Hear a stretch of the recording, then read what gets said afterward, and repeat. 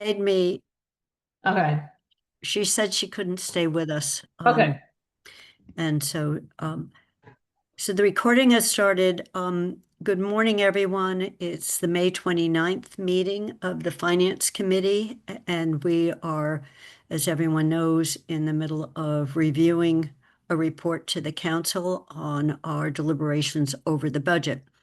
My first order of business in calling the meeting to order is to make sure committee members can hear and we can hear them. So I'll just call off names. Bob, Present. Mandy, Present. Andy, Present. Tom, Present. and Bernie. Present. Uh, Paul Bachman is unable to join us today, and Melissa started the meeting but cannot be here throughout. So we will all get a recording of this meeting. She sent us it right away. So we start our meetings with asking for any public comments, and right now we have no attendees. So we will not have any public comments. The way I propose proceeding, if it's all right with everyone, is I sent you a revised draft last night with substantial markups, changes in the executive summary, a new piece in the elementary school education section, and Bob's responding to the discussion we had on Tuesday in public safety. So what I thought might be the most productive would be to show a revised with the clean version. So you just see the text on the screen and then go through. Alicia's joined us. Alicia, I just want to make sure you can hear and we can hear you. I can. Thank you, Kathy.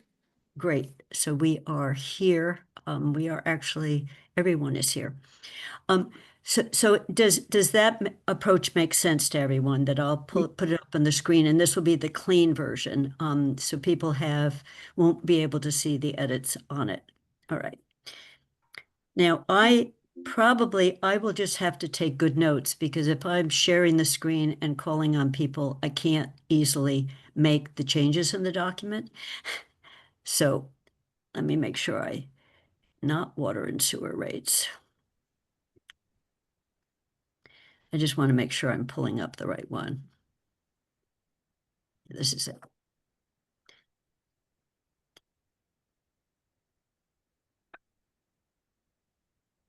Is everyone seeing that on my screen? Yes.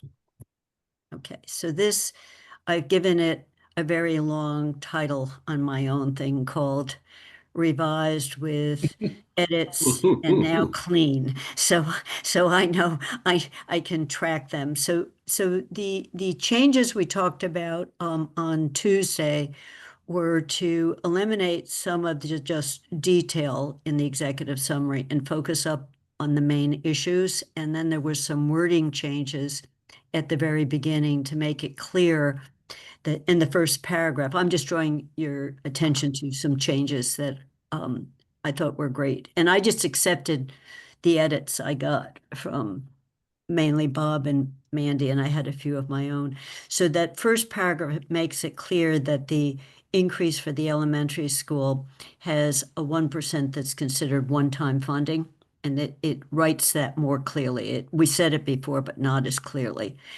Then the other changes are I increased, I found out from Melissa on Tuesday, actually, that in addition to the 14.2% in health insurance for employees, retirees went up by 20.5, and that was one of the reasons the benefit line went up by 22% overall. And so then we eliminated the longer discussion about charter fund altogether and just summarized what's happening in the schools in terms of their employee cuts.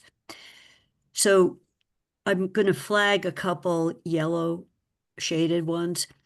this now makes a stronger statement about the elementary school budget and the free cash. So I want to make sure we are all comfortable with the way this is worded, including the sentence that says we've sought assurances that the superintendent agrees with this stance to ensure that both the town begin with the process with the same assumptions. Melissa, great. I just wanted to say that I have not heard back, but I only reached out to Shannon last night regarding the request for an acknowledgement of this. But I did Okay. reach out with her, and I wanted to make sure that I understood it correctly. What I told her that you wanted three things in the acknowledgement. One, an acknowledgement that it's one-time funds. Two, that it would not be in the base in future years. And three, an estimate of where those savings and or positions would be non-renewing in the future years. Did I cover everything? You did, and if Mhm. she can't get us the third, I think the first two would be sufficient. I'm seeing people nod. If we just got an acknowledgement, it's one time and it won't be in the base, that would be great.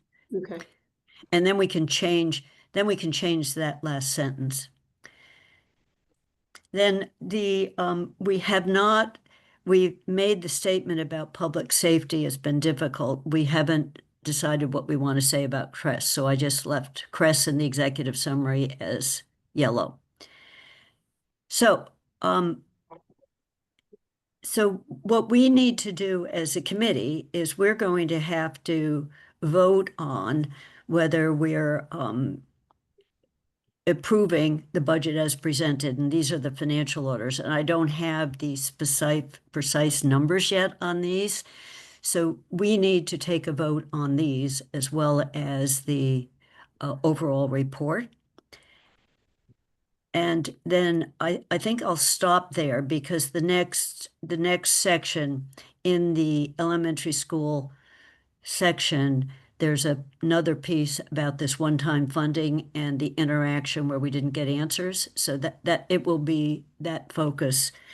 And then Bob has drafted more on CRESS, so we can look at that in the public safety. So I'm going to stop talking, and everyone got a copy of this, last night.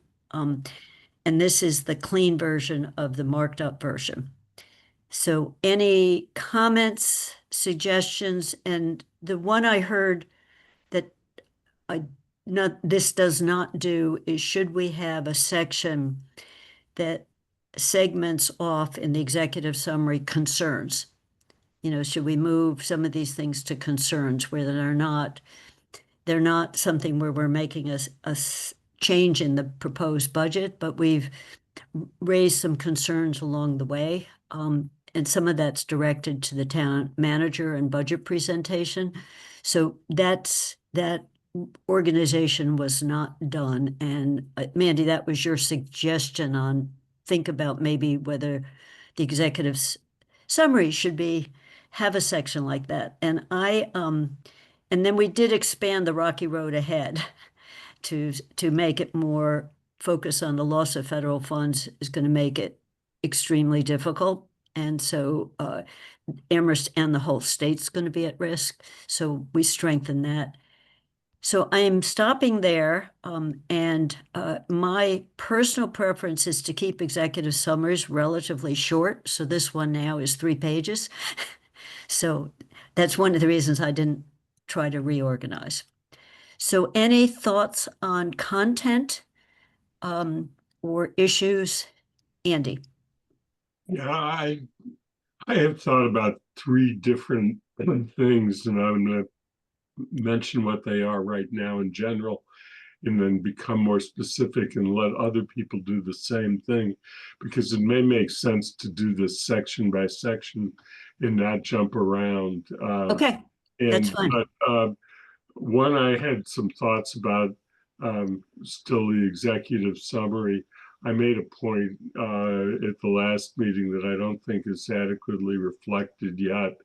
And I think it should be trying to tie all of the changes together, and as opposed to making them into pieces with the one exception, which has already been mentioned, which is that the school budget, the use of reserve funds was a one-time piece, but otherwise I think that it could be tied together.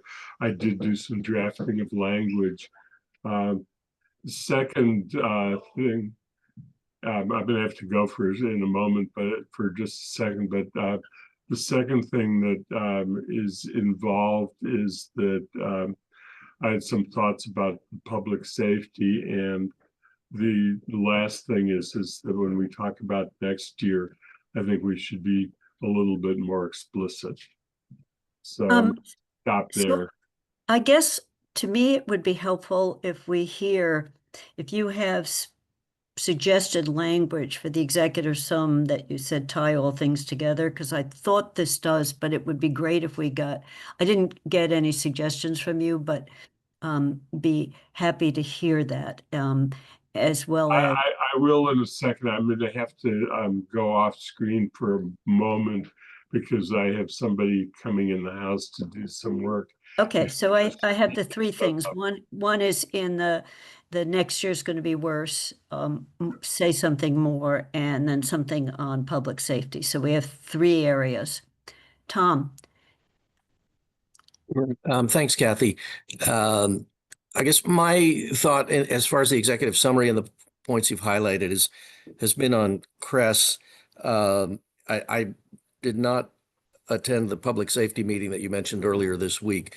And I had hunted in vain at Amherst Media for the recording of the session that we did have, which I thought was a really useful one, maybe around the 15th of May.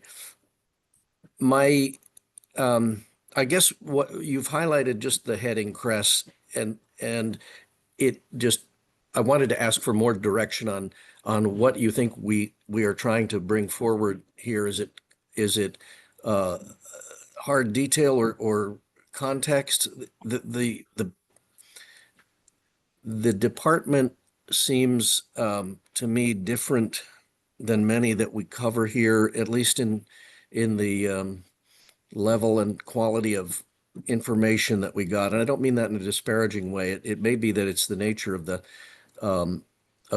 effort, that it is more sort of experiential. But it seemed to me that meeting that we held, there was a lot of information we couldn't really nail down. There was the issue of the protocols that are a year late and so forth. I know what the concern is. We heard from supporters that day in public comment about not freezing or reducing, or maybe not trying to make judgment too soon. I think maybe you're headed where I was thinking maybe we should tackle this when we get to it in the further down in the detail. But I guess wanted a little advice from you to the team here on what is the kind of the nature of what ought to be in the executive summary as it regards CRESS at this time in the 26 budget. so Tom, I mean, others can chime in, but on Tuesday, we had a fairly long discussion on what in addition to say about creche, and Bob drafted this, I'm doing the yellow piece, but that part of what we heard and was trying to capture in this, that as yet there aren't the protocols, or aren't the discharge, but that also that we may need to really be thinking about reassessing and figuring out what could work. So including Bernie referenced reading the Northampton Community Responder Program report, which I put a link in here on that, which is quite impressive in terms of how many visits, how many people they've seen, and how well integrated. It's a public health model, so it's different than ours. But so this was a draft of a longer piece on support of CRESS that alerted, but there's nothing in the executive summary because I didn't know what people wanted to say in the executive summary. So that's just a bit of back and forth on that, it's going a different, as it's evolving, it's different than originally expected, where it was supposed to offset some specific police calls, but some of it is preventing a police call from happening. And we heard from these different entities that that it was out there doing that. So this was all added since Tuesday's Okay. draft to say more, but we didn't come up with what we want to say about Chris. That's helpful. Thank you. And it may be, it says several members. Bob had originally said we all and the council, and this could be, say, the majority of council members, of the committee members. So I hope that helps you. The context of that blank for Cress is that was a longish discussion Tuesday where we didn't get to a conclusion on what to say in the executive summary. I understand. Thank you. Ernie? Yeah, I'm thinking that for the executive summary section, we could probably just steal a couple of sentences from what Bob wrote, plug them Okay. in there. That we see resolving some issues with Cress is a high priority, assessing the program, and that taking a hard look at the original concept, and then refer people on to readers onto page 19. I don't know that we need to spend a lot of time talking about Cress in the executive session when we've got a pretty good discussion in the report already. Okay. If that's okay with people, and and we can say see, page whatever, right? Mm-hmm. Andy?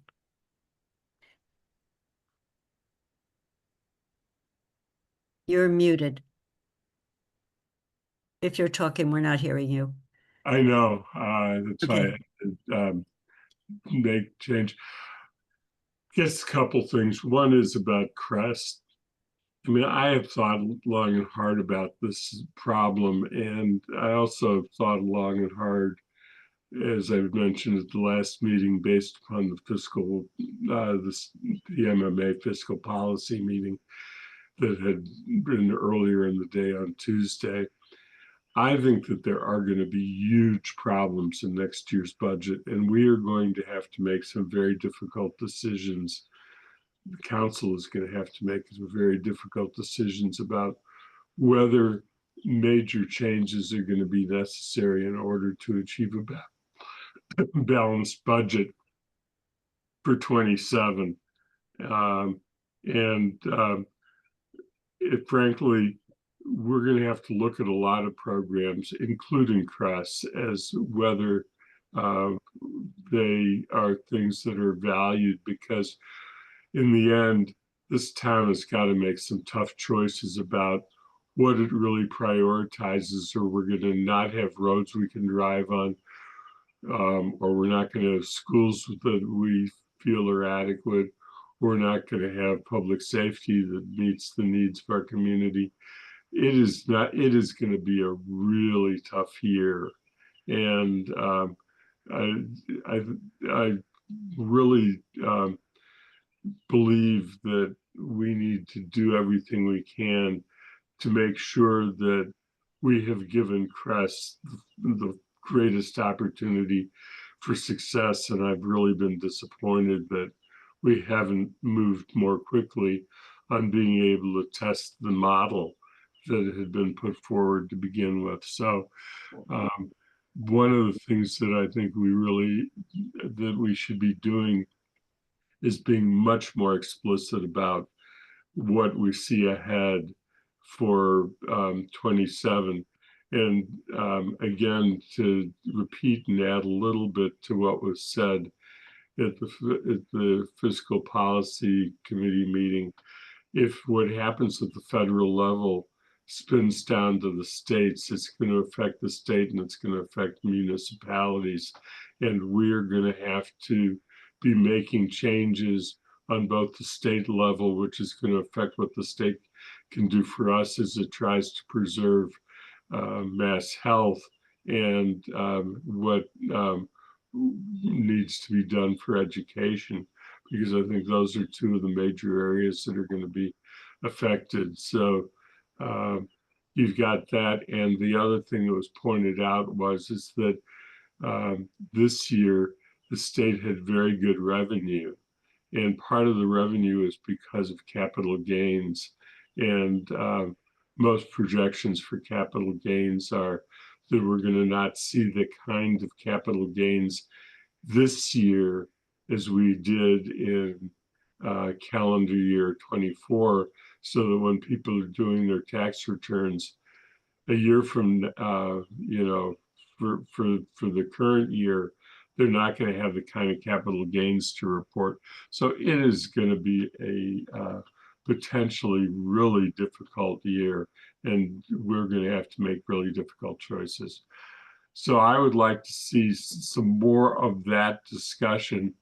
The other thing, you asked if I had specific language about what you could do to tie it together a little bit better. And I did do a sentence last night after reading it, and I'll try and read it to you because it's not typed, it's handwritten. In order to develop a municipal services budget with a 4% increase, allow for increases of 4.8% for regional schools and 5% for elementary schools.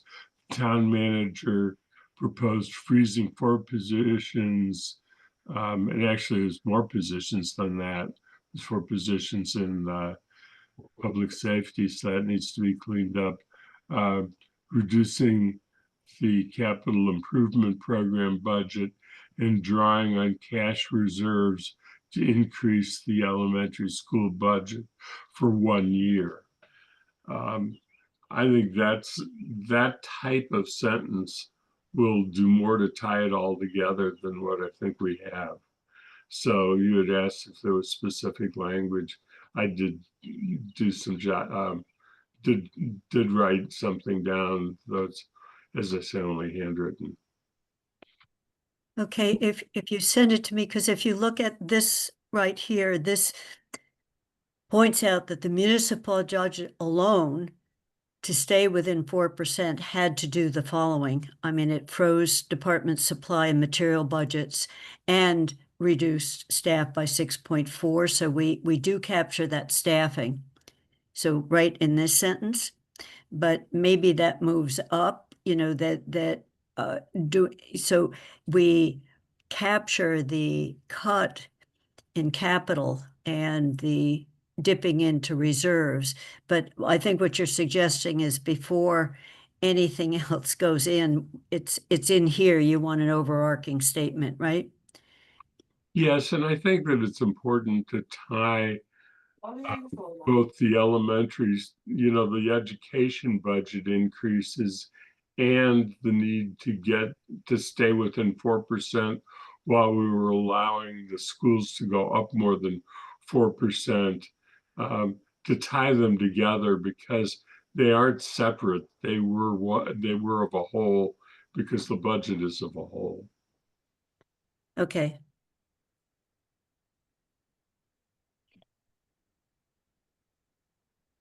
So Kathy, may I respond? Sure. So yes, the budget is as a whole, but I guess I just disagree with Andy of tying the two together, because we've already stated, and the manager has already stated, that the 6.2 positions is simply to keep within the 4. That would have been there even if the school budgets were at 4%. There were no additional lost positions. There were no additional losses, yeah. Because the school budgets are above 4%. And so I struggle with tying the school budgets being above 4% to the 6.4 positions. And I think we've tied the school budgets being above 4% to the loss of capital and the use of free cash adequately enough. It is all one budget, but there's no indication that if we had voted down the regional budget at 4.8% because it wasn't 4, that the additional money that was above 4% would have been put into the municipal side of the budget. It would have, the evidence is that it would have gone to capital. So I get that it's all one budget, but I don't think we should make that tie-in when it hasn't been made by the person who drafted the budget. And as specifically said, that's not the case. And Andy, you and I had an offline. I completely agree with Mandy. You know, if you, the decrease in capital was just enough. It happened to be just enough to go to the 4.8 for regional. So that piece was grabbed for regional, and the other piece came out of cash, which is we don't want to and can't keep doing that. But it didn't directly, and the manager had warned us that staying within 4% was going to require staff cuts. In addition, they froze expense accounts. I see Melissa's hand is up. So I just wanted to say again that those two shifts, the shifts from capital and the shift from free cash, were very deliberate to the amounts requested by the council to increase the school department budget without affecting other departments. So that those they were specific in their exact dollar amount for what amounts were over 4% in those two budgets from other financing sources, so that both the library and the town departments could stay at 4%. So I just wanted to reiterate that the reason the numbers are exactly the amounts is because we worked really hard to make them sort of stand out as different and not affecting the other departments. So I see Bernie's hand is up. Yeah, I appreciate what Melissa just said. I mean, it was a deliberate attempt to minimize damage to the town operations and the library operations. What happened with the schools is a cost. That may not have been a cost in town positions, but it was a cost in capital, and it is a cost in free cash. And we're losing on both those regards. We had to, the manager had to say, I'm going to violate our guidelines, our principles. I'm going to do this at one time. There's a cost there. And again, I'd suggested the other day, and it's not a major point for me, but I do want to raise it again, that we're facing inflation. And we're facing inflation at a higher rate than the typical family. So when you take our free cash and you spend it for operations, and you take our capital and reduce it to spend it for operations, you're incurring costs. And that's got to be pointed out somewhere, that there is a loss involved with this. I think that point needs to be made.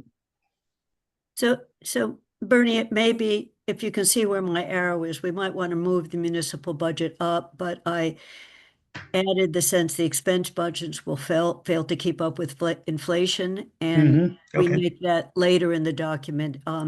You know, later in the document, we say that actually, you know, because they're running out on the expense side, they're relying on vacancies they'll be running out by third quarter this past year. So that we might want to make that stronger and then move this up so people see it right away.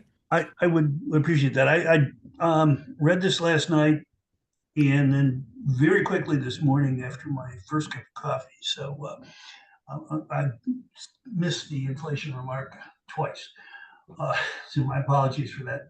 But yeah, moving it up would be helpful. And again, just to emphasize that inflation hits municipalities harder than it does the consumer price index. Mandy. Yeah, so I'm taking my own notes as I listen to this, marking up my own copy, and I actually moved that bullet point into made it the third paragraph of the executive summary, so out of the bullet points and into sort of what I consider the summary of the current proposed budget, as well as moved the elementary budget bridge funding bullet point right below that one, so that they're a lot higher in the read. Okay. So you'd But move, another way to do it, in other words. so you'd move this up to here. Right after that, yeah. And And as then well as the elementary budget free cash bridging paragraph to below that too, yeah. and not make them bullets, just make them full Separate paragraphs. paragraphs, yeah. So before I do that, I just want to hear everybody's reaction. I think I'm fine with that. So you would move this one up also. This is the one we're talking about. Yes. Okay, Andy.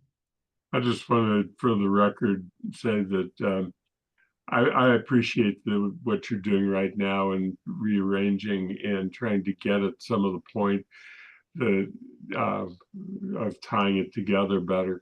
I am not going to submit the language that I read to you because I think that there was good response given as to why it was not Okay. appropriate. So I will not forward it, and I'm dropping it. So it may be, I mean, we can look at it. So the other place to put it is right after this paragraph, the difficult choices. You know, so just moving both of those up is what I heard, and we can see whether that creates the strong emphasis we need. Bob. Yeah, I've been thinking about this and about what Andy said about next year. And I think maybe we need to emphasize that, we were able to, the town manager was able to get a balanced budget this year, but next year we can't do the same stuff. We have to do something different because as Bernie said, there's a cost to reducing capital and to using free cash. And we could do it this year on a one-time basis, but we can't sustain it. And we maybe should point that out, that it's not sustainable. And maybe that's a link to the discussion of next fiscal year. But I do think we need to acknowledge that the town manager basically used a creative way to meet this year's budget, but we can't do the same stuff next year. Okay. So Bob, so your suggestion, does that go in the executive summary before the next year's going to be difficult? So before these bullets or any place, these strategies will not be possible. I mean, clearly we can freeze positions, we can cut position, so the going higher than revenues strategy can't be used again, Well, I totally agree with FY27 is going to be not will be difficult, likely to be, it will be difficult. Every single piece of this, including the pension projection, is supposed to go back up to 6 to 7% rather than 2. And that's going to hit the regional school budget and the municipal budget. So I think we can take a stab at where to put it in this next draft, but I think we can't emphasize that we're barely getting by this year. Yeah, I mean, we got a creative solution this year, and I should have included in that the expense budgets were frozen, and we can't we can't do that year after year after year, because sooner or later inflation is going to overwhelm us, and we won't be able to do, I mean, just the example of the potholes, we don't have enough money to even fill potholes at this point. So we can't keep doing that. That's all. I mean, I Okay, just, so I think, I'll play with this. So this is moving this whole paragraph up is the other Mhm. suggestion. And before I move it up, I just want to focus on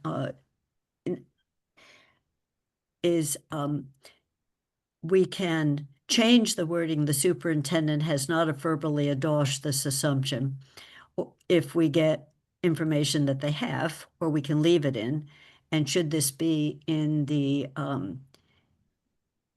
it already says cannot be incorporated in the FY. We've made a strong statement here, and I'm comfortable with those. Is anyone not comfortable with that? I'm not seeing any hands. So I will, for now, just move it up, and then we can figure out, wordsmith it a bit if we need to. Okay. And Mandy, you're keeping your own, which is great. So you can, I mean, Mandy, it will be helpful to have someone help me smooth this once we get through just moving things around. As you can see, the screen, I'll do that later. The screen is slow when I have everybody on Zoom. So do we want to go through any other parts, instead of jumping around? We can get to, if we don't jump around right now, it's figure out exactly how to make the FY27 statement stronger than it is. Alicia. Thank you, Kathy. Sorry, everyone. I'm a bit under the weather today, but I think in the CREST section of the budget, I would prefer to see some mention of the impact of the frozen positions. I'm not sure that that was made very clear in the CREST summary. It does talk about the decrease of the budget, but I think it's important to understand what the impact of those two frozen CREST responder positions are, because I don't think, like the sentence that mentions it is with 2 fewer staff positions and the potential loss of an implementation manager. If the grant is not renewed, CREST will not be able to expand service hours. And I think there is much more impact than just not being able to expand service hours. That's not being mentioned. And I think it might be also important to mention that additionally, with the loss of the implementation manager, we're losing a significant amount of institutional memory, considering that is the longest serving CREST employee for a very young department. And I think all of these things have a substantial impact and matter a lot more than stating our discussion about whether or not CREST could be functioning differently, because I don't see those as budget implications. So I would almost prefer taking out the mention of whether or not CREST should be positioned in a different department, or just the fact that that discussion happened, because I don't see any financial implications there in terms of how we're reworking this specific budget. So do you have a specific, I went to the expand service hours. Do you have a specific suggestion? I can work on that right now, Okay. but I don't have the words nicely put together, but I can do that.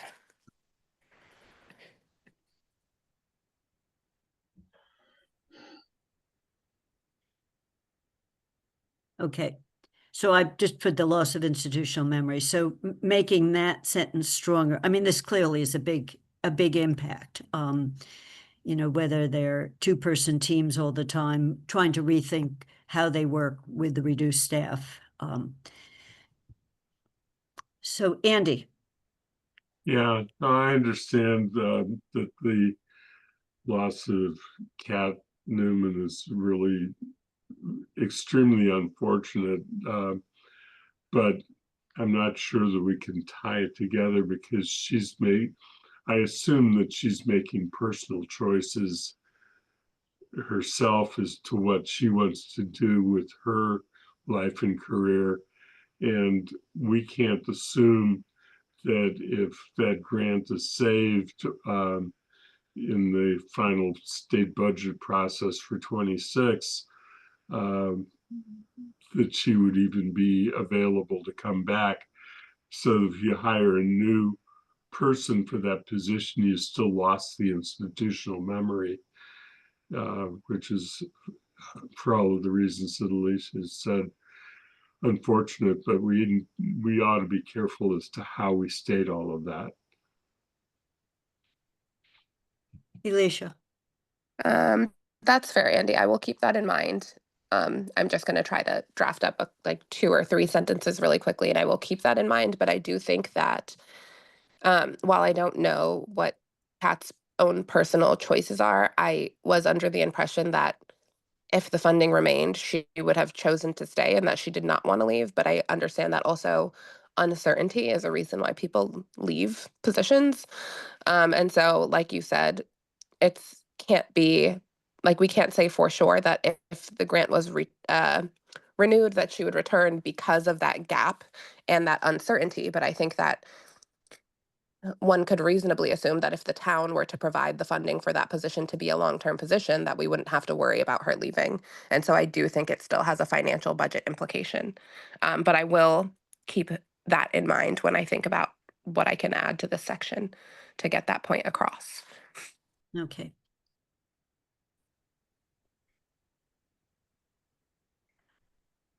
So Ken, I'm trying to move us along. Any other sections people want to jump to? But the other thing that occurred to me on this recommendation is we find that the proposed budget is supportive of policy goals despite evidence.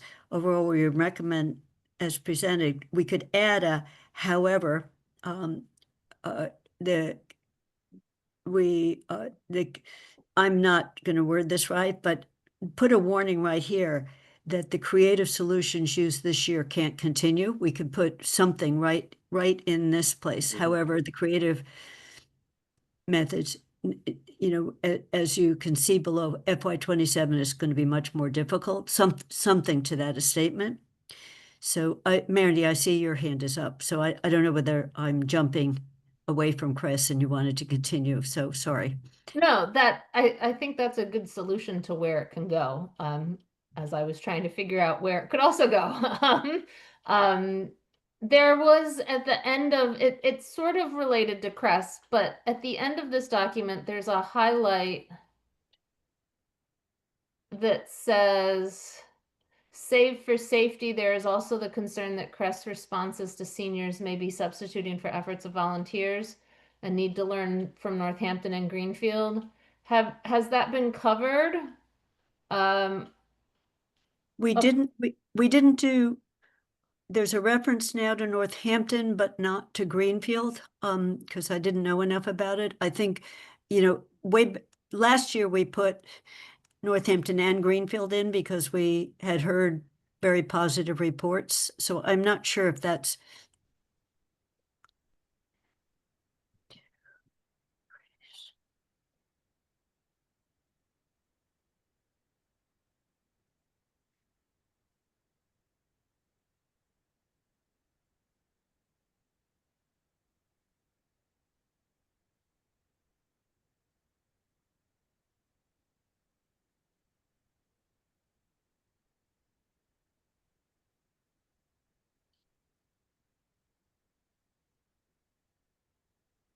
So I just tried a sentence there.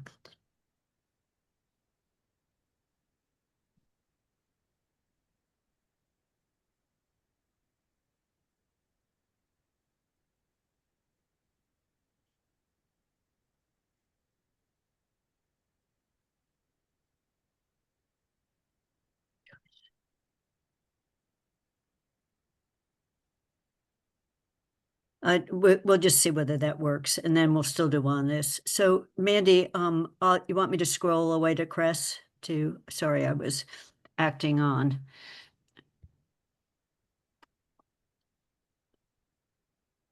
I mean, just, Bernie, you pointed out the Northampton report, and one of the things I found very interesting is when they list the staff, they have a total of 8, including the director of it, but they're fully integrated within the public health senior. So when they talk about who they work with, their names from a whole bunch of departments in addition to theirs. and they do seem to have dispatch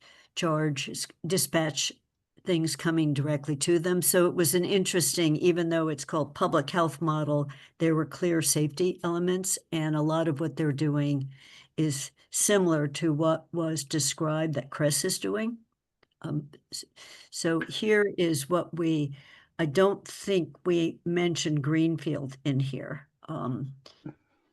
Yeah, I'm not too concerned about Greenfield. I just tried to add something in from the paragraph right above the highlighted one regarding Okay. the volunteer part that was in that last paragraph at the end of this document.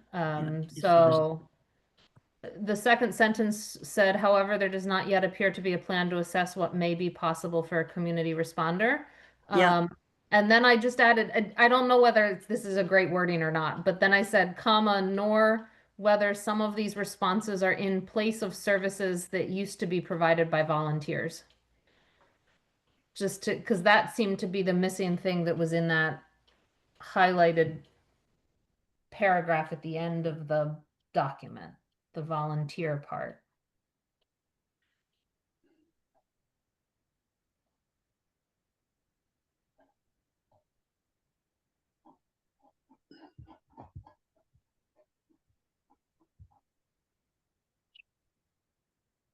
Is that what you had in mind?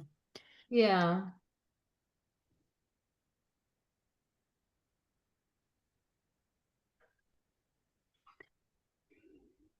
So, Elisha. I think that's actually a good question, and I'm wondering, did the town of Amherst ever have volunteers who responded to these such things? Seniors, definitely. So one of the things they talked about was getting people to appointments, doing wellness checks, worrying about medications. There used to be a whole team of volunteers, and there's now, and when we asked the director about this, the senior center, there's now a whole group called Amherst Neighbors that is explicitly doing many of those things that Chris is also reporting on doing, and I think that is at least due to the proximity of where they sit next to the senior center. You know, they admirably want to be as useful as possible. So that assisting seniors side was intensely volunteer. However, when we heard from the senior center, there are fewer volunteers today. I mean, my mom volunteered there until she was 89 or 88. So I think some of the volunteers have aged out of volunteering. But yes, on that side, that was the one, Mandy, that I particularly knew about in terms of wellness checkups, rides to doctor's appointments, kinds of services. Because we haven't had a social service department for a long time in terms of, other kinds of assists that weren't medical. Bernie and then Andy. Yeah, I just wanted to mention that there is a Northampton Neighbors as well, which is actually older and really well established and will help with a lot of things, including helping seniors find work. But I wouldn't want to confound the work that, say, Northampton Neighbors or Amherst Neighbors might do with its members, as opposed to the kind of interventions that we were talking about, or we might be talking about, which would require someone with a background in behavioralism or social skills, social work, to deal with someone who was reluctant and confused, unable to manage medication, someone who's hoarding. There's a variety of challenges that come up that are just where you simply don't want an unskilled volunteer working with the person. No, I agree. yeah. And that's why I thought Northampton was interesting for what they're doing, because they have the public health nurse involved in their team. Mhm. So you don't have to train someone on, you're taking 3 medications that are the wrong and you're not taking them. Well- You have a medically trained person on the team as well, even though she's not, she's, Yeah, part and of- that may be an issue that even Crest shouldn't handle or couldn't handle. But, my favorite notion of this is it costs over $100,000 a year to have someone in a nursing home. oh yeah. And Keeping- 25% of the elders, seniors in nursing homes are there because they can't manage the medication. So it makes really good sense to me to have a person who can help people manage the medication and continue to live independently than it is to let that person deteriorate to the point where they have to be admitted to a nursing home because they can't manage the medication. The math looks real good to me, but I'm not driving the bus. So Right. I'll just make one comment out of my former life that in New York, they had some home visits out of a home visiting part of their community services.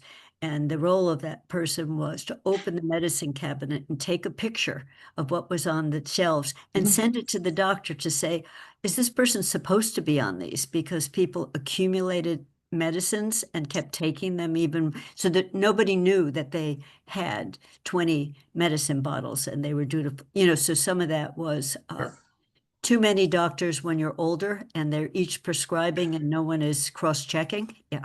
Yeah, and in the case of my godmother, too many doctors prescribing and too much availability of over-the-counter medication.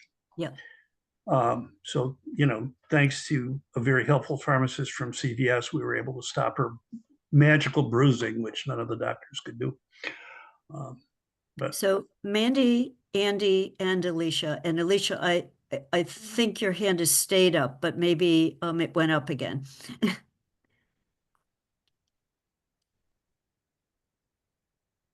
Others can go. Mine's on a different topic. Okay, so Alicia or Andy, staying on Crest before we go to a new topic. I'll just say one ad, and that is that Meals on Wheels has changed over time, and those deliveries were part of what was going on within the senior center and how senior center social worker staff was able to monitor what was happening with individual elders who were homebound. Right, so that's not happening anymore, right? Alicia. Yes, sorry, just a quick follow-up to my earlier question about volunteers. I think, while I do still think it's something that might be important to look at, and I apologize because I think I missed the presentation from the Public Health Department, that I'm not sure if we're looking at the volume, because I'm not sure if just volunteers would make up for the volume of the response calls. And I think it's also important to consider how many of those calls were in fact going to the police, because they were. When we looked at the police calls, there was a significant number of assist citizen calls. So I think that can still, even though technically it is like response to senior citizen needs, it is a diversion of police calls still, because those calls were going to the police. So Alicia, are you reacting? You think that that clause should not be added at all? No, not necessarily. I think it's an important thing for us to look at and to consider, but I'm just not sure it paints the full picture. And I think that if we're going to look at that, we need to also be looking into a couple of those things that I just mentioned, which includes like the volume of these instances and how many of them were in fact being answered by the police before. So I think, this leads us just everyone on this rewrite that Bob put in the whole, not rewrite, an additional is that we think there should be a full-blown assessment, to including meeting, so that it's not just it's more than just acknowledging what just happened, but really trying to think about what the future holds. So I think you've expressed that, Bob, in this, that we're asking, and this is one of the recommendations to the town manager, that this not just sit, but we have a discussion about it. Yeah. Yeah, and I tried to put in that we shouldn't base it on what, Crest has been accomplished so far, because we haven't fully funded them. So I think we need to look at, what they can do or what they could do if they had more staff and more funding. Well, and, just a point on the fully funded, they've been running 4 vacancies. No, We've hired and lost, over time. no. I understand. I understand. They're suffering from what all of the public three- safety departments are suffering from, not being able to recruit easily and losing people to other jobs. So I think this paragraph does a good job, and then Alicia was going to add some sentences on the 2-person cut is more than just hours, that's fine. Yeah, I think she should. Alicia, Sorry, quick response, and then I just think that Crest is actually suffering from people being hired into a department thinking that they're going to have one job description and then not being able to do the job that they wanted to do. I don't think it's necessarily the same as the police or the fire, because we did have a number of people that I actually know who applied to be Crest responders, and I think a lot of the disappointment is the inability to take calls from dispatch, which is what they think their job is going to be. And so I think, again, like Bob just said, we can't really assess Crest adequately because we haven't ever fully staffed and fully resourced and funded them to be able to know what their capacity is. But I would assume that we might have better job retention if folks were actually doing the job they think they signed up to do. But aside from that, I have written something up that I think could be included in that section. Kathy, is it okay if I send it to your email, or should I send it to Bob's email? you can send it to me. Okay, I will send that. I'm incorporating edits, and so the final version will have that in it. Andy, I was trying to not. Eventually, I want to get to some of the deletions that Mandy made to public safety as to why I think that she went overboard, even though I appreciate very much the work that she did. So I want to get back to that, but I don't want to interrupt the discussion of Crest. so are you, just anchor me where I should go. Are we going to the executive summary or the? No, these are in the substantive section on. Okay, so this is all Bob. Bob took this on, just so you know. This is Bob on public safety. And then Mandy cut out what? No, I just added a couple of paragraphs, one on Crest and one on. Mandy's edit took out all the detail on naming exactly what staff were in each of the 2 departments, Andy, because we had actually make a statement that we don't do that for any department, actually, and we'd made a statement that we weren't going to go to that level of detail, so that the edit that you saw in the track edit had a deletion of how many sergeants, on-call people, et cetera, in police, and the same deletions for, is that what you're referring to, that edit? Those aren't the most significant ones that I was concerned about. There was one that had to do with the information that I had obtained from Holly Drake and from, and actually the chief said the same thing in an email, that they're getting all of this additional pressure on use of overtime to try and make shifts, and the budget for overtime is the same as it was the year before. I pointed out that the budget for overtime was remaining the same, and I thought that that was an important fact to include, given the fact that we're putting pressure on our existing employees to do more overtime just to make sure that we have adequate shift coverage. So the deletion of that part was something that I was concerned about in particular.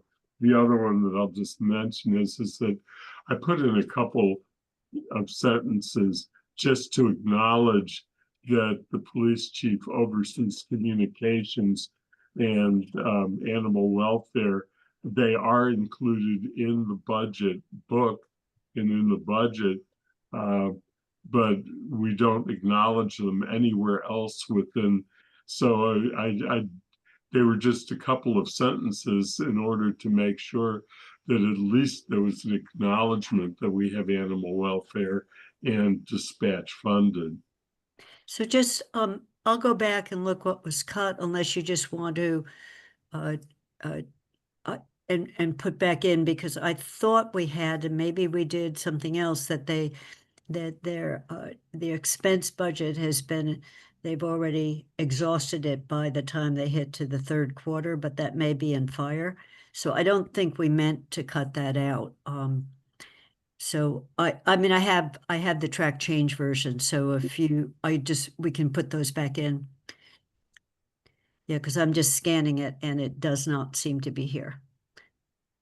It is in the version you sent last night that shows track changes and what was deleted.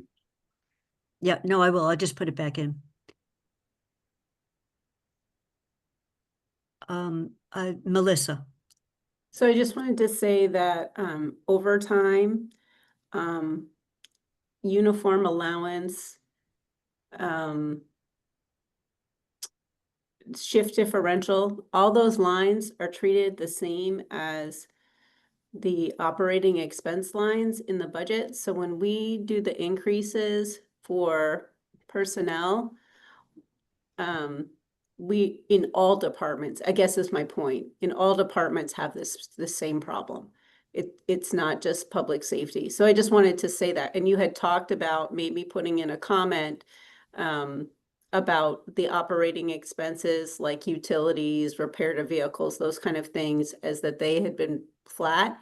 And even though we increase the contractual amount, we're only looking at base salaries, which does not, which obviously if my hourly rate goes up, my overtime rate goes up, and we're not increasing that line. So this is another place where we're offsetting what we know to be true increasing expenses with the vacancies that we know we have. And as we shrink the overall vacancies, there's less room to do that maneuvering. So I just wanted to say, I know that you're getting into the detail of these departments, but it's true in DPW, it's true in almost any department that has overtime, or even just things like the telephone allowances. Some departments, you know, like the DPW is required to use their cell phones because so that they're accessible, you know, the radios, you know, all of these things where there are these sort of fixed costs associated with personnel.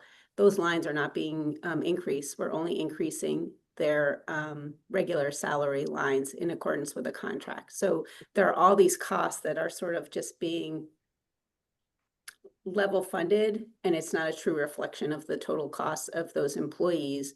And we've been managing that with vacancies. Yeah, we'll double check that we've stated it strong enough in the beginning to be, there's a beginning statement that's cross-cutting. So I did put for the municipal budget, all the expense budgets were frozen, and the language about, and Andy, we'll put it back in police, because we certainly also heard it in DPW. Same thing. I mean, that, you know, Guilford was able, for those who missed that session, Guilford was able to get some relief by the capital budget now has traffic lights and street lamps in as a capital allowance. So some of what has to happen is provided in a capital budget, but there's not very much of that going on. Bob? Yeah, in response to what Andy's comment was, I think I said in the paragraph I wrote that we're forced to rely on, you know, both the police and the fire are forced to rely on overtime, and it's often forced. Now, I did not say that, which we could add that, you know, overtime, you know, the funding for overtime and other expenses is not is level funded. It's not increasing. overtime or something. I mean, if you want to add something like that, Andy, in there, but I did try to discuss the issue of overtime here. Yeah, so we'll just, Bob, we'll figure out, so Andy will flag the sentences and it either goes, I'm just waving around at the very beginning because it's both police and fire, the expense, but this is true for their expense budget. So it's an overarching on the expense budget, not just the staffing. Yep. And then I can stop at, I can make a second paragraph out of this. But it's really striking when you look across that and your eyes don't see it otherwise, that there's no increases in the dollars from FY25. Okay.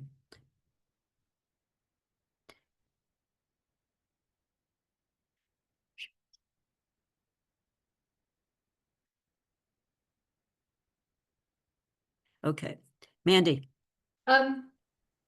I'm gonna obviously send you another marked up copy, but in reading the enterprise fund section, we have a separate memo for water and sewer rates. And so I was thinking that maybe the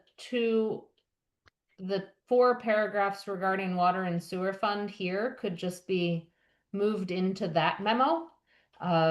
Since that one's a more specific memo, and then just reference that memo here. Otherwise, we're sort of repeating things in 2 different memos. So Mandy, are you talking about Those first 4 paragraphs on the water and sewer fund? Yeah. so that can I repeat back to you? Are you suggesting move all of those into our memo, or Water and sewer rates, yes. and not have them here at all? Correct. Just reference that memo, Okay. like we did for the regional school budget memo. Okay. Does, I don't know whether people had a chance to look at, it was as short as possible, the one I sent to you last night on water and sewer rates. And yet it repeats a lot of the 2 are very similar. Are people okay with doing that? Bernie, you drafted it, yeah. So I can just say, see our memo on, see our recommendation on water and sewer rates. There's no pride of authorship in there. Wherever if it fits better in the memo, then that's fine. Okay.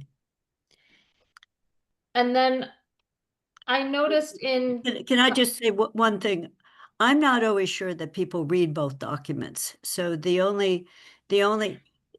duplicative for us who are staring at them. It's not duplicative if people are reading through this memo, that these enterprise funds, there's more coming. So that's the only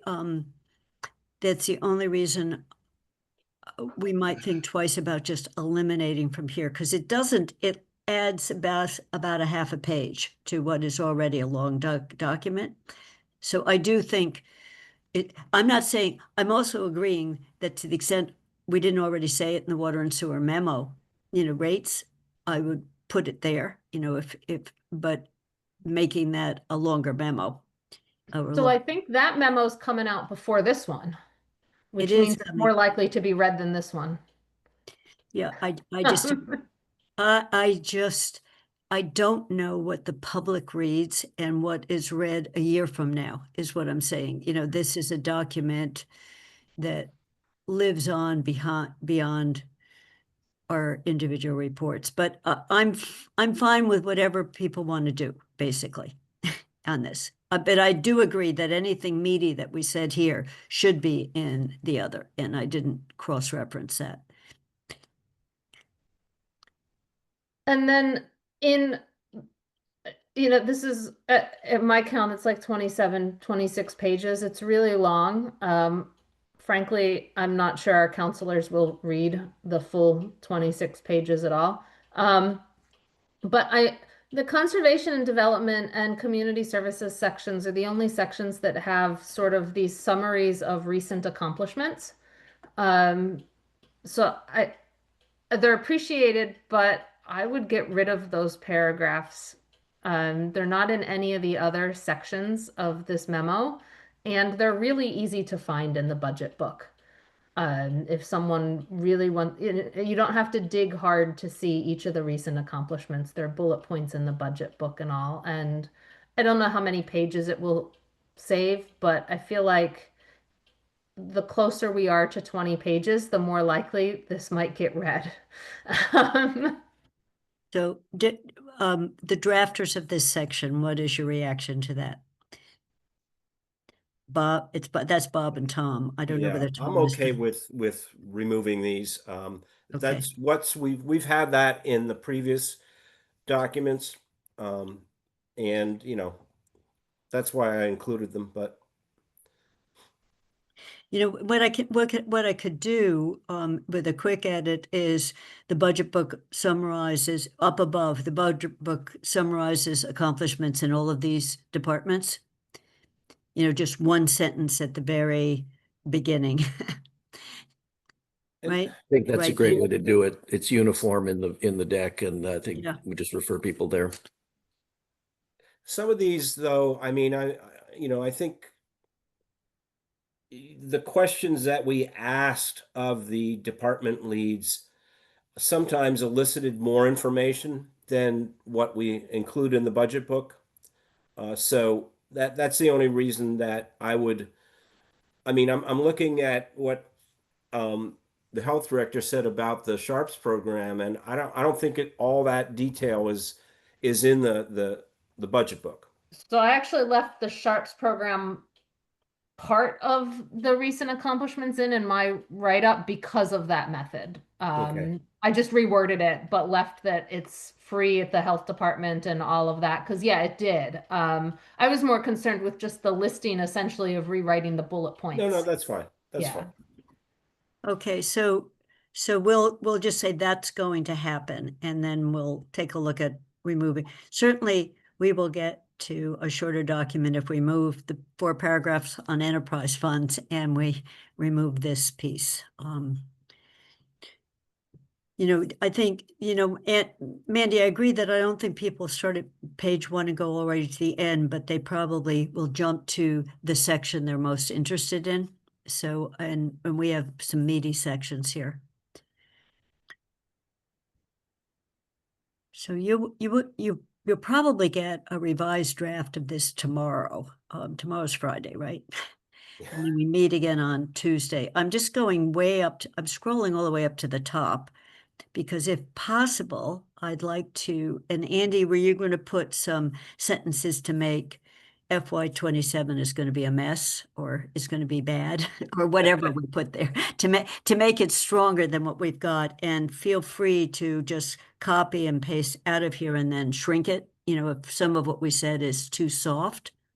So what I would like to do is see whether we're in agreement on the Melissa will be able to give us the financial order numbers, I think, next week. Are we in agreement on these motions? And if so, are we ready to take a vote today? Yes, Mandy. There's actually, I think, one other motion, maybe Melissa can tell us. Do we need to specifically vote to create a new revolving fund? Yes, we do need to vote to create a new revolving fund because it's under a different Mass General law than the previous one. So we have to create it under that. I'm pretty sure that's what we talked about. Okay, so I'll figure out what that is. I'm just putting a placeholder there. Might find out if that's going to be in order. Yeah, we'll need the wording for that before we vote on that one. Yeah, I'm pretty sure I drafted that somewhere. I'll find it and forward it to you. I'll check in with Holly on make sure that I get all the order numbers and the language for that vote. But I'm pretty sure we had a draft of that a few weeks ago. So I'll just double check with her, make sure I'm correct on that.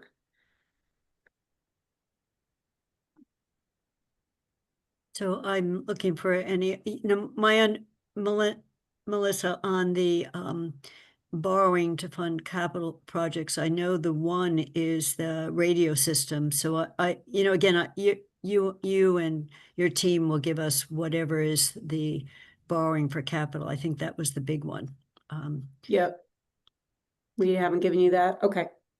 Now, if you gave it to us, it might be in an earlier packet it might be in today's packet. I will say I didn't look at today's. No, I mean, there's nothing new in today's packet.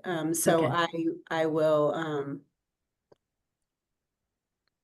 And you may have put them at one point in the council. I have all these TKs because I didn't know what the number, other than it's Mhm. FY26, I didn't know what they were. And so this was copied over from last year that I knew we had these. Yeah. So, are people ready to vote on these today, or do they want to wait for next week? Mandy? I would like to wait to see if we hear from the superintendent of schools. Okay, so that affects motion number 1. What about motion number 2 and motion number 3? Oh, I'm fine with voting on those. Okay, And we have financial order numbers. We just haven't seen the actual orders. okay, The, so we the do. last page of the budget book has the numbers on that. On it. Okay. The last page, talk about reading to the end. I like that. You got to go all the way to the end. Yeah. Page 296, no. Yeah. There they are. Yep. Okay, so I can put the budget numbers in. Thank you for showing me where to look. I didn't get to that page. So just so everyone knows, the very first one is the one-time funding one where we had a discussion on, is this a full endorsement, but only if, the only if language. So that, to the extent you can, Melissa, impress on Shannon that we need to hear back, because I don't know, I will say, I was surprised on Tuesday, as Mandy brought this up. The council voted on going to a target of 5, and Paul found a creative way to do it. I personally will not go back on that because it was something we talked about publicly, and I voted for that. So I would have difficulty not approving this, making sure that we make one time under bold, but that's going to be the issue next week. If we don't have any confirmation or affirmation, they understand it's one time and that it won't be on the base. If we don't have it in writing, I think what Mandy had proposed was to pull it out and say, unless we get it, you don't get this money. It was some kind of wording that changed this motion. Because otherwise, that was the only thing that you were raising, correct, Mandy? Yeah. Yeah. So I just say that I deleted that part of my communication with Shannon that this was a threat to be more collaborative with her. So and I'm just, well, as I said, I'm not sure where the majority, we would vote on this if we want to go beyond the statement that's here, whether or not, depending on what we do or do not hear back from them, Melissa, that it was, the concept was that we could potentially do that, but I'm not sure we had a majority of the finance committee agreeing with that. So we haven't voted on that, is the other way I would phrase it. Yeah. So I will, I'll try and it was just too late for me to call her when I got to it yesterday. So I'll try and call her this afternoon and just see if we can touch base and let her know that there is an expectation that we reply to the request That's great. And by Tuesday, and Tuesday morning, Tuesday's meeting is in the afternoon, correct? Yeah, Tuesday's 2:00. So Okay. so that will be potentially the one we will have to discuss further on whether it's this wording or a different kind of wording. Mandy. Just one other thing, you had sent a table around Oh, right. regarding, what was it? Basically per pupil costs as reported by DESE, for, in a variety of areas. But the committee hasn't discussed whether we want to include that in the finance report or not. Did people get a chance to see that? If not, I can pull it up on the screen, or Mandy can pull it up. Everyone got a chance to see it? I mean,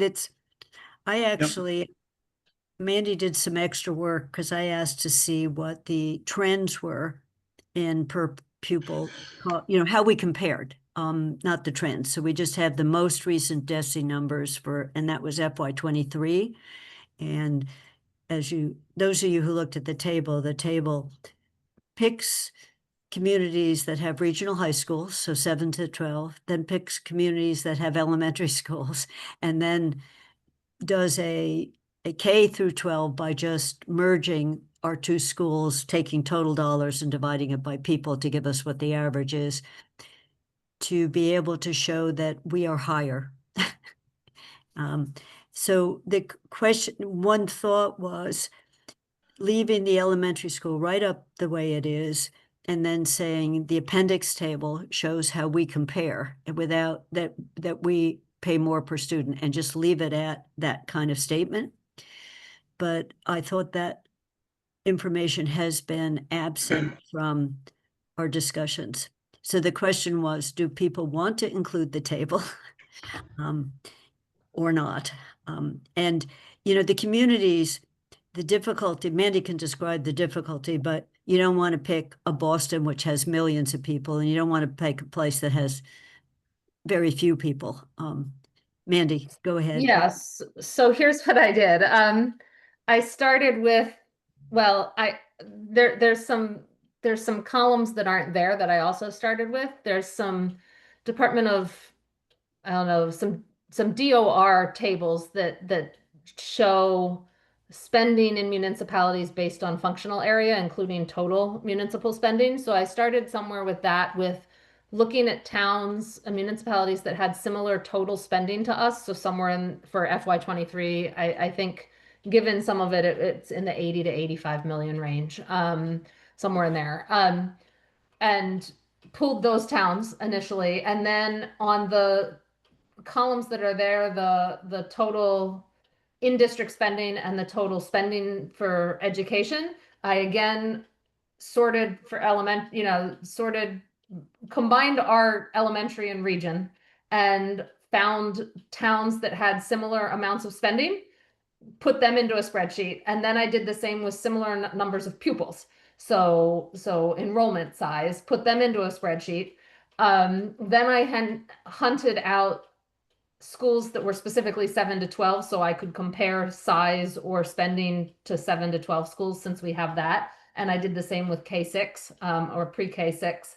And then I deleted CAPE schools. I deleted all the vocational schools because they do completely different programming than a typical K6 school. So their funding is completely different and not really comparable. And then I started looking at, given all of that, where were the outliers? Because I still had like 60 districts, which is too long for a chart. So I started deleting, trying to find those that were closest to us in some of those areas, mostly with number of students, trying to keep it close to our number of students, because that's, to me, where the comparison is most apt. What's the cost to educate our typical number of students? I then added in some of the more local districts that don't have the same number of students, that didn't make that list at all, because there's always a question of, well, what are districts in our area spending, even if they aren't truly comparable in terms of size. So those got added back in at that point too. I did my best when doing all of those deletions to not look at the two columns that were per pupil cost, so that it would not be, oh, I'm deleting this because it's higher than Amherst or something. I did my best to ignore those columns. And then after I did all these sorts by other ways and said, okay, this is down to like 20. This is as far as I'm going to take it. I then sorted by per pupil costs, and that's what ended up. It was the last sort I did. So if people want to see it on the screen, I can, or I can have Mandy share it. So the question is to include it or not. And I think the explanation you just gave, if we included it, can have a few sentences on top. How did we come up with what people might see as an odd mix of towns and cities? Bernie. It's a lot of work to produce a summary of this. And I appreciate all the effort that went into it, and I think we should include it. What I would like to have is a simple sentence or two saying that of the, 260 school systems in Massachusetts, the elementary school ranks, I think, I haven't checked this in a while, but I don't think it's changed. The elementary school ranks 10th in terms of its overall cost per pupil. And the regional school ranks, memory serves, 22nd overall. So just to give people a notion of where in the universe of schools they land, those our two school systems land. So is there a consensus? Does anyone, let's do it the other way. Does anyone object to including the table? And Mandy went on, and I just, I thought keeping it simple made sense. As she said, there were some other table columns that I just hid in the one I sent to you. They were hidden, but she started to also pull down number of kids labeled disabled. I mean, we can get that level of detail, but it makes it's so complicated to be looking at. It's really difficult. Bob? Yeah, I don't object to including this, but I just want to warn people that this is going to be viewed by the schools as an attack. And, we've already got some negative comments from the school committee about the finance committee. And, it is what it is, but I just want to make people cognizant of that issue. So as I say, I don't object to including it. Andy, and I guess the flip is if you don't object, you advise, but Andy. Yeah, I guess I agree with what Bob just said, that I don't object to having it in, but it is going to be controversial. There are many measures of what we're doing in spending in Amherst, and what it should be looked at. And those, reflecting back on the most recent MMA annual meeting, which is now called Connect 351, and a conversation I had with Sean Mangano at that conference.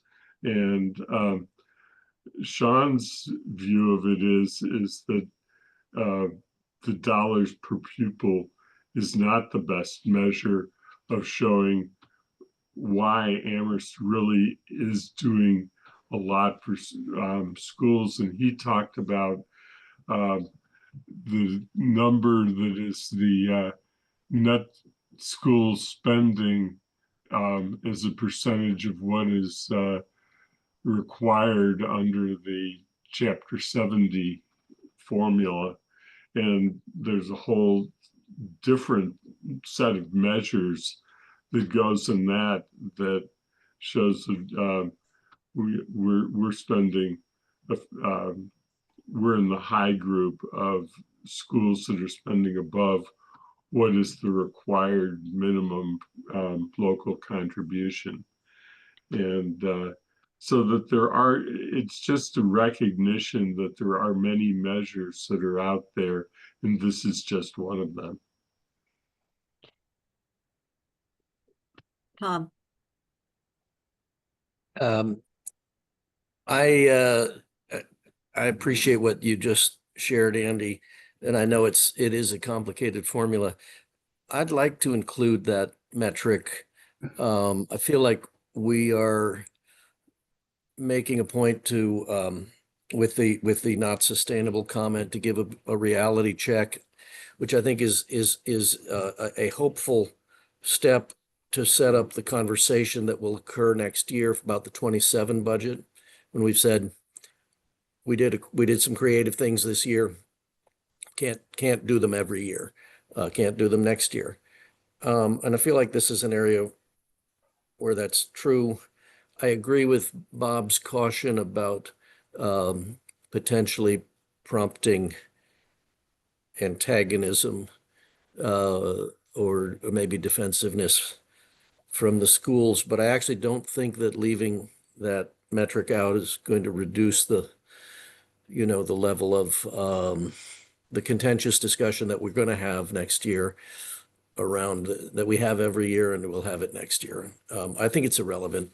I think it is a relevant metric, and so that I'd love to see it in. Mandy? So I can add columns for actual net school spending as percentage of required, and then there's a public actual net school spending as percentage of foundation. So there's it's just which one, both or one. We have that data. I don't know, mine's 2022, so I might be able to pull up 2023 if I can find the foundation as net school spending. I think I can probably find 2023's, but if not, 2022's is already on my computer. So it's easy to add those percentages in if we would like those columns in. I can add the percentage of high needs in if we want those columns in, or any of the split outs of what high needs what splits go into percentage of high needs. I've got those too.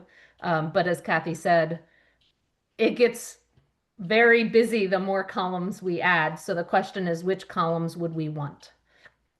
You know, the percent, you see that also in the charter formula, that Amherst is really high above the foundation budget. That's what you're talking about, Andy, right? You know, the one that's the minimum required. So that one goes with the dollars more than the composition of kids does. You know, I mean, the composition of kids, you know, as soon as you get down to disabled or special needs, it's what level of severity do they have? So a count alone doesn't help you very much. That is Kathy's opinion, having pored over these numbers. And I did, you know, compare us to Northampton, and we are so similar on the special needs kids, including, you know, in the classroom all the time, usually or rarely, and sent out, and even in circuit breakers, we're a match on how many circuit breakers kids we have between our two systems, the highest cost kids. So it's not just that. But Bernie, so I guess it's the question of, we could add maybe one more column and then take the heat for having even looked at this. But I will say, 2 years ago in finance, one of the questions is, why are we $5,000 above the average in other places? And we never got a very good answer to it. We just kept going. Bernie? Well, long ago, far away, Andrea Sharma and I tried to look at why are we so expensive, and came away frustrated. 2 years ago, I haven't looked at stuff in the last year or so, but when last I looked, we were at or below the state averages in every category except special needs. And in any of those categories, there's always a degree of difficulty. You know, and if we're close to Northampton or any other school system that has, I think our enrollment was 30%. That seems very high to me, but our enrollment was 30%. And you know, if we looked at other schools that had 30% enrollment, especially as compared to costs, we're still not going to get a good number, because it's just there's too many variables there. I would suggest adding the a column that shows where we are over, how far we are over required net school spending. Let it go at that, because I mean, Sean's right. That's a probably more accurate number, but trying to get into English language learners, any other kind of the categories that DESE uses, we're at or below the state averages. So I don't think any of those are factors. Okay, so let us try in the next draft. It'll be, in my opinion, it should be an appendix. It won't be a featured thing. And the beginning of the education section said just, we were interested and we compiled the table. You'll see it in appendix. Now there's no other appendix, so whatever it is. And everyone, knowing that that's going to it's going to, as what did Bob say, won't not be viewed positively would be maybe and so we can see what we think about it. So if there are any, I'm just conscious of time. It's 10:37, so we're scheduled to go till 11. I also, so you're going to get a revised version of what you saw today, and I will send today's clean copy to Melissa so she can post. So should anyone want to see what we've been looking at, which we haven't posted yet, and I'll post the table, Melissa, also. And so then next week we'll have a version where Andy's going to take a stab at some stronger sentences for FY27. That is going to be not just tough, it's going to be really hard. And we will go back into making a bigger deal about the frozen expense lines, the supply, and putting that language back into police. And if it's missing from fire, put it in there as well. Andy, so you can send me whatever you thought was deleted that needs to be back in. And if you send that by tomorrow, then the draft that I'll send back to you tomorrow will be a draft reflecting all of this. So you'll have the weekend to be looking at it, knowing that there are these remaining issues. We'll take a stab at the few Crest sentences as well. We talked about pulling a few of the sentences out of the Bob piece to have Crest have something said about it. Does that, and then, so I did ask whether we're ready to vote on the other motions. If we are, I would entertain a motion. And if you want to do all of that on Tuesday, we can wait.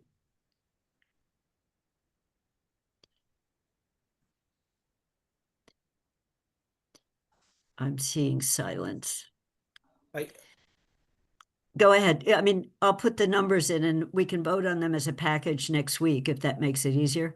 Bob and Andy. Yeah, I think we should wait. I'd like to Okay. see the actual motions and the actual numbers. Okay. Just so we're, I hate to vote on anything that's vague.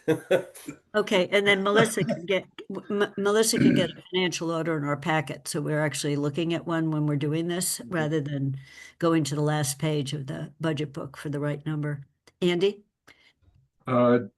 Just two things on where we are with, I will do something on next year's budget projections, and that we need to be prepared for tough decisions.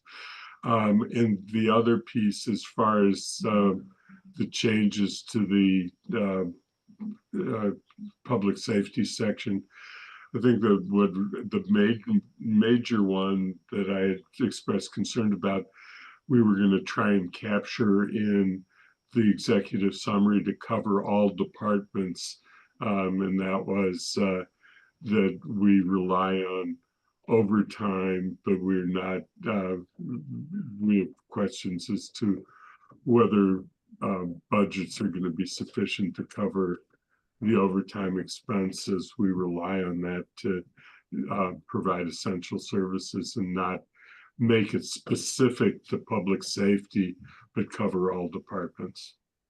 Okay, so I will take a look at whatever we cut out of your original draft, because I think that was specifically referenced. Guilford also referenced it in DPW, but yes, we'll make sure we do that adequately in the executive summary.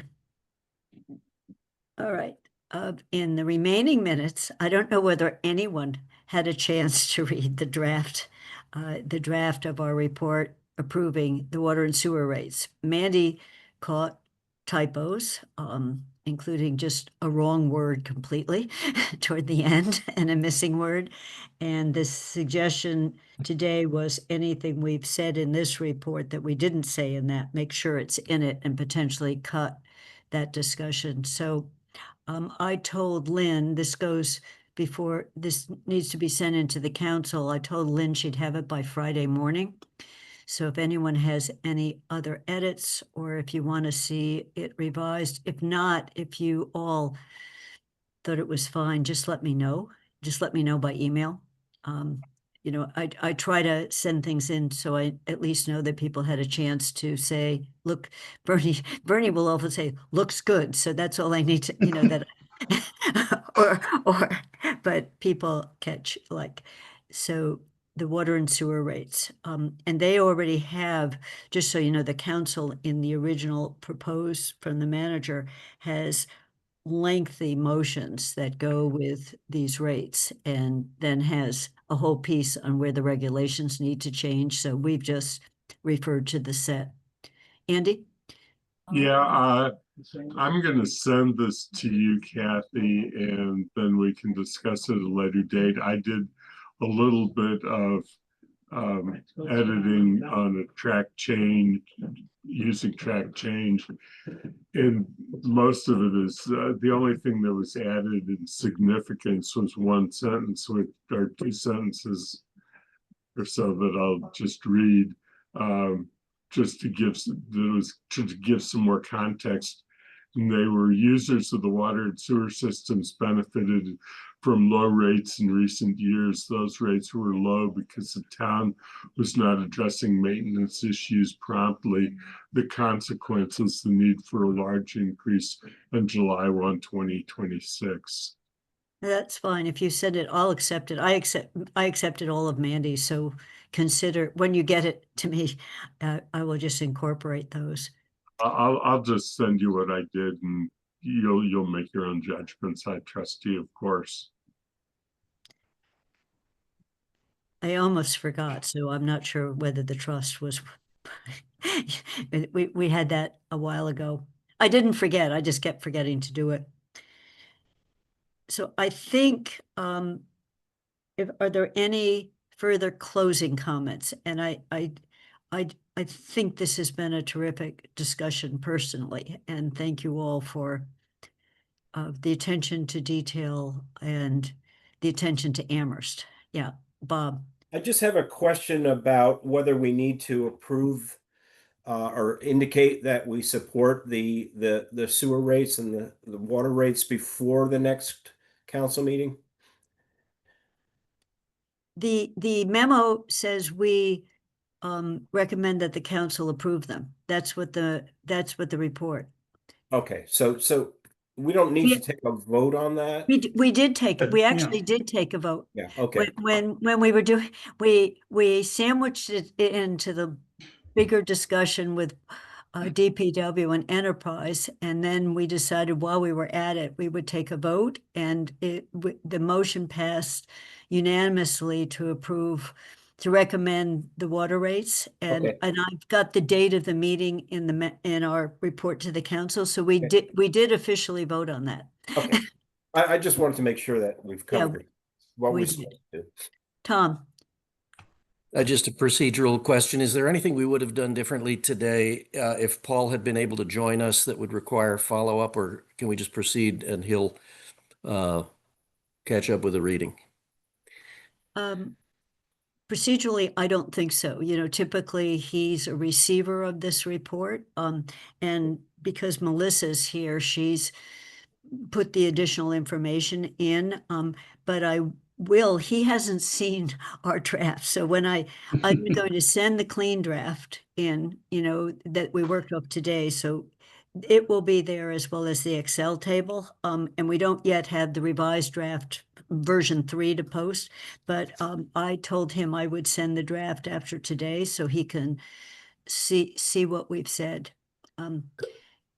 Great. And Kathy, Melissa can I will ask- Melissa will convey that, you know, the only question, actually, in terms of the budget, the question is how strong we want to word the 1% for the schools as a bridge. That's it's not a question of what else was proposed to us. Bernie. Kathy, can I just ask a clarifying question? Do you want me Sure. to post this draft in today's meeting packet or Tuesday's meeting packet?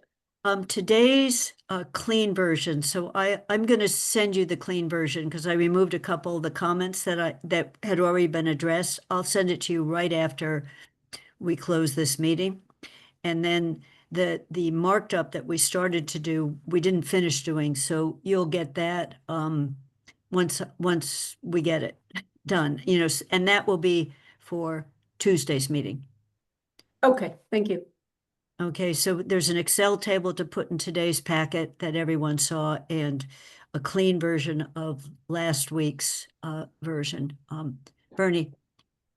Just to note that the end is nigh. We're almost closed this out, and I think we can't let this session go without, again, thanks to Melissa, and I know Holly's been working in there, and to Melissa and to Holly and to our finance staff for putting up with us and putting up with Paul and moving this along, sometimes painfully, but just a lot of good work has been done, and there's a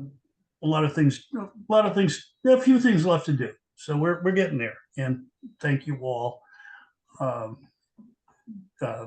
my colleagues and staff for moving this Absolutely. And I actually know the pain it's caused internally because I can hear it in people's voices to have to freeze all these expense budget lines, you know, knowing what's going on within departments to count pennies, juggle, and figure out how to bring things home under what are super tight budgets. And we have not been appreciative enough of that or emphasized it enough of it in the past. So you all are in the midst of it.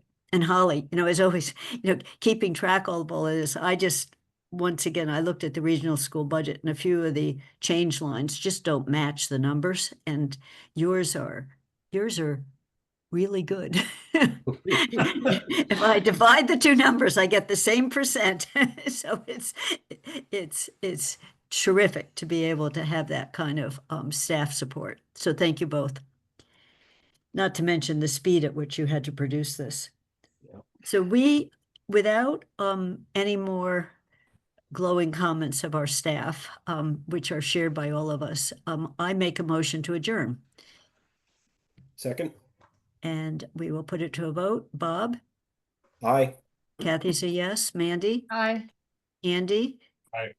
Bernie? Yes. Tom? Yes. Elisha? Yes. And Elisha, you said you would send me a few sentences as well. So I meant to Yes, I include sent it that. to you. Okay. Thanks so much. Thank you, everyone, and have a great weekend. Okay. Bye.